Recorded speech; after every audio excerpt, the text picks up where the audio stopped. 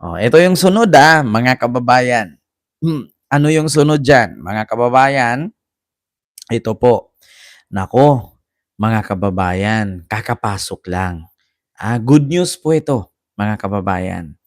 Anong good news yan, Ken? Ganito po kasi siya. Mga kababayan, sabi mismo ni sino to, ni Raffy Tulfo. Si Raffy Tulfo mismo nagsabi, mga kababayan, na talagang makukonvict talaga si Sara. Makukonvict si Sara, mga kababayan. Mark my word.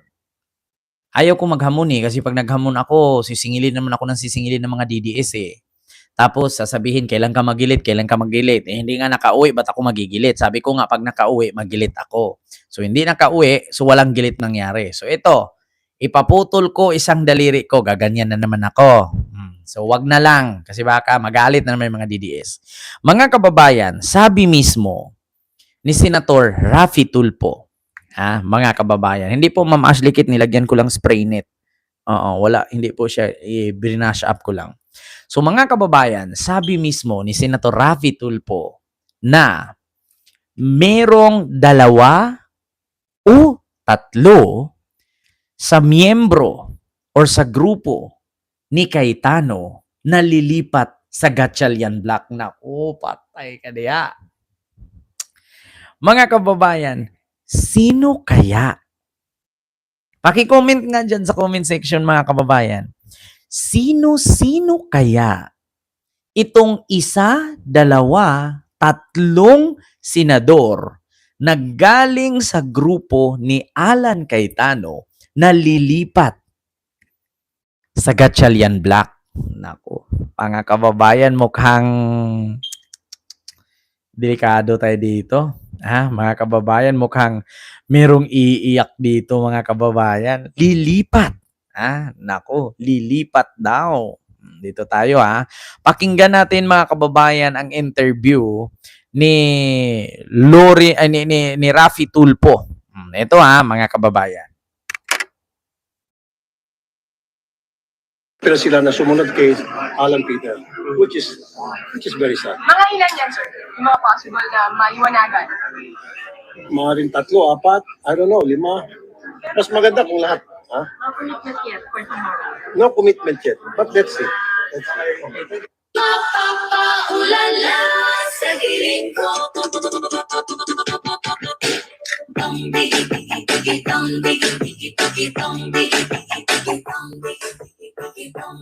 Pero sila na sumunod kay So alam nyo na, mga kababayan. Ganito po yan. 1, 2, or 3 ang lilipat. Mga kababayan, lilipat sa grupo ng Gatchalian Block galing sa Cayetano Block.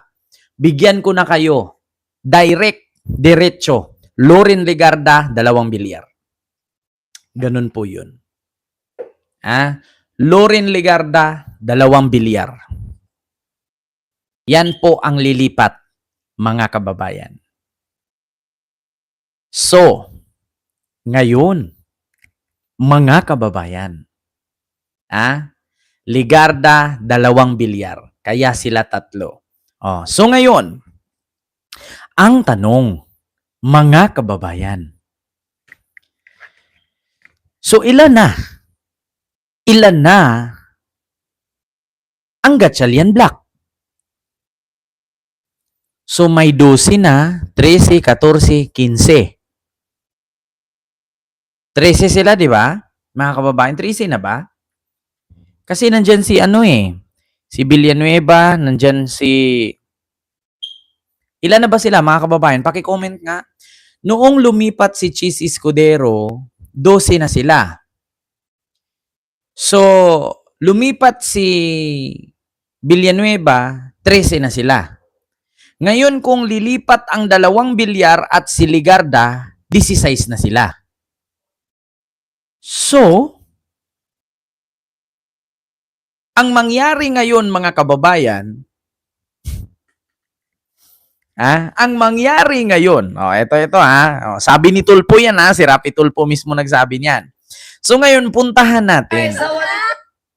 puntahan natin mga kababayan, itong sabi ni Cheese. Ito, Cheese Escudero 16 votes. Ayan, pakinggan natin Ano na. naging ko, hindi ko ito posisyon. Ito ang umiiral na batas sa ngayon. Base sa probisyon ng konstitusyon, base sa desisyon ng Korte Suprema sa Bayan versus Zamora, maliwanag yung paliwanag ng Korte Suprema doon. Ano ba ang sitwasyon ng Senado sa ngayon? Merong 21 senador, 2 ang nakapiit, ang isa ay hindi matagpuan. Yung kaso sa Bayan versus Zamora, klaro at maliwanag na 23 lamang ang senador dahil si dating Vice President, dating Senator Gloria Macapagal Arroyo ay nahalal bilang Vice President noong 1998. So, klarong 23 lang. Walang nakapit, walang nawawala, walang nagtatago. Klarong 23 lang. Pero ang sinabi ng Korte Suprema, sa pagratipika lamang ng isang tratado, ang bilang pa rin na dapat sundin ay 24. Hindi magiging 23 dahil nakalagay sa pagratipika ng tratado ay 23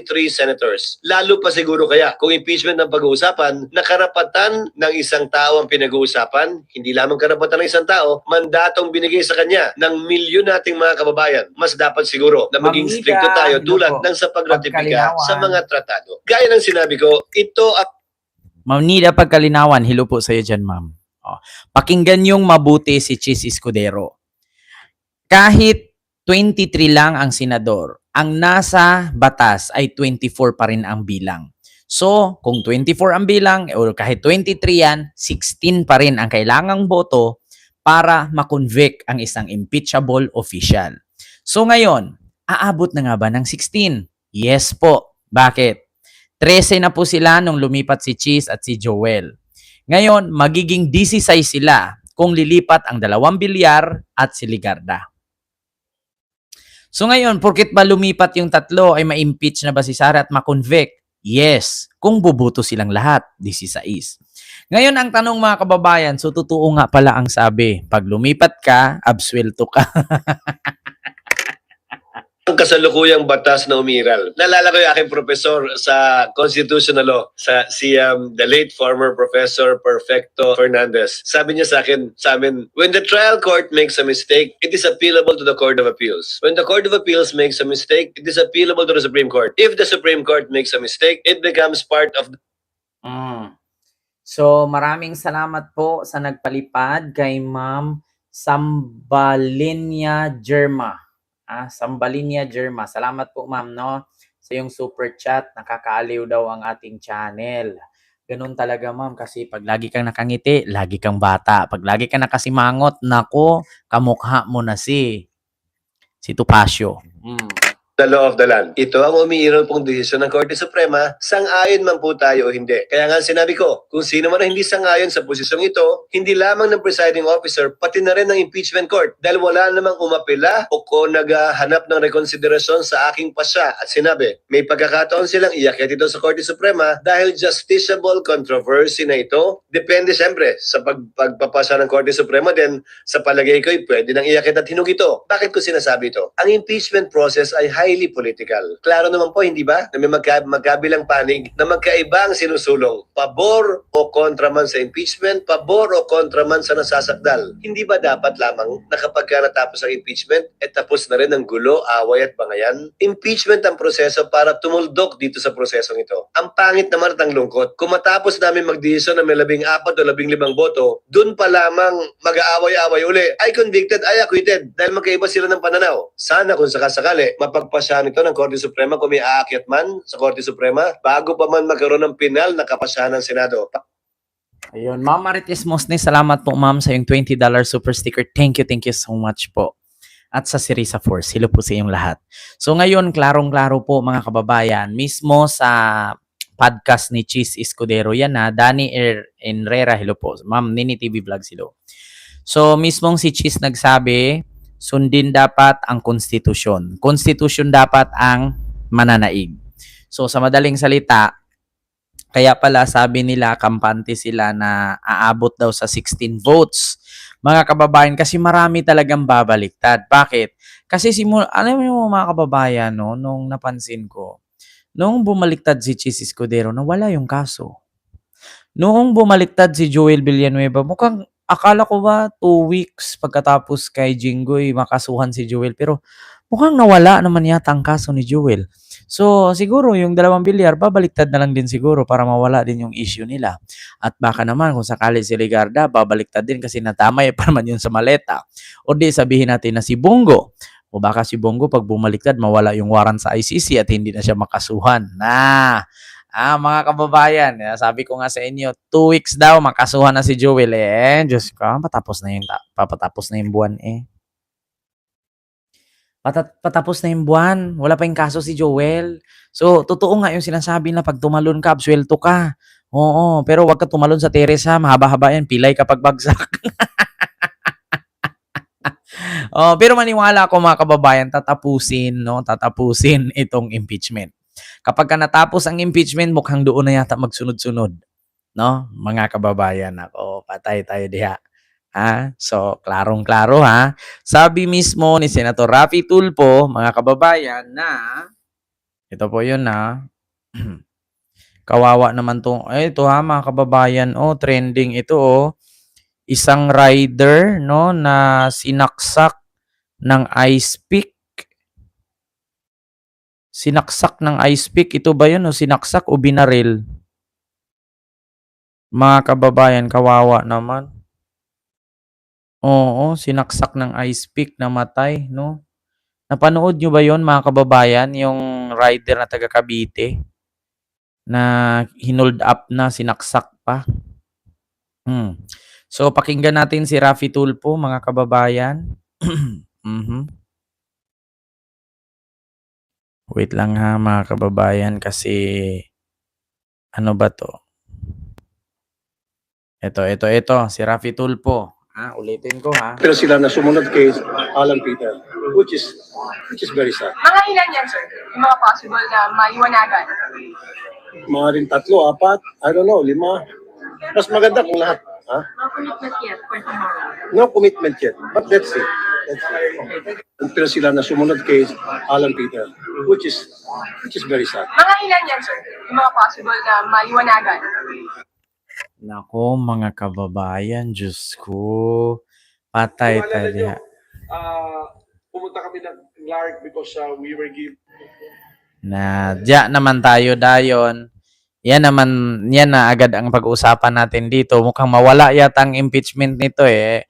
Alam niyo ganito yan mga kababayan. Bigyan ko kayo ng sample. The more na pahaba ng pahaba itong impeachment ni Sara, mananalo ang depensa. Mananalo ang depensa kasi pag-aaralan nila yan eh. Ang ginawa kasi ng depensa ni Sara ngayon mga kababayan, babardagulin nila, lalaruin nila itong impeachment. Halimbawa, kumanta ang mga witness. Ngayon, ang hahanapin nila doon, yung maganda ang boses. Paano kung maganda ang boses? Siyempre, ang hanapin nila yung pangit na boses. So, ganun ang ginagawa ng mga defense ni Sara. Pero, kahit sabihin natin panalo sila sa mga ganyan-ganyan, mga kimirot-keme nila, mga butas-butas, hindi sila mananalo kung mismo ang mga senador na ang pumirma at bumoto na 16 para makonvict si Sara. Klaro. Klaro po, mga kababayan.